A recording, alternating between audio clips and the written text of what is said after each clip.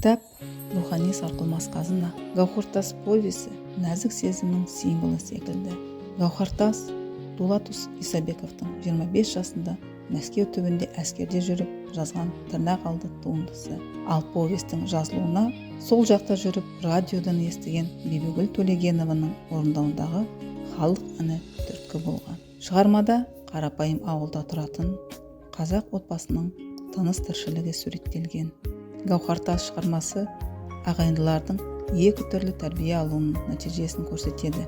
Шығарманың үлкен бөлігі сол отбасы мүшелерінің енді ғана келген келіншек Салтанатқа қарым-қатынасын көрсетеді. Салтанаттың өзі Қайыркен мен оның анасына ұқсас, әділ, мейірімді, ақкөңіл, арманшыл, көпшіл, ән айтуды жақсы көретін, кез келген адаммен түсіністік табатын жан. Алайда Салтанат барлығымен тіл табысқанымен, жолдасы Ыбыш оған оң қабақ танытпайды.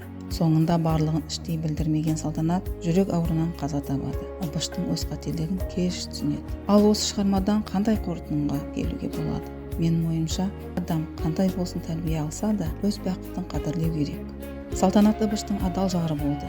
Ыбыш Салтанатқа көбірек мейірімділік таныту керек еді. Және қол көтергені үлкен қателік ретінде саналады. Өмір бойы қатал болып жүрсең де, отбасына келген жағдайда әрдайым қайырымды, мейірман болу керек. Және отбасы деген өмірдегі ең маңызды. Бар білімнің патшасы тек кітаптан ғана таба алатынымызды ұмытпайық. Себебі кітаппен дос болған баланың ой-өрісі кең, сөз мәдениеті жоғары, саналы, жан-жақты болып тәрбиеленер сөзсіз. Оқырмандарымыздың кітап алуға, оқуға деген ұмтылысы арта берсін.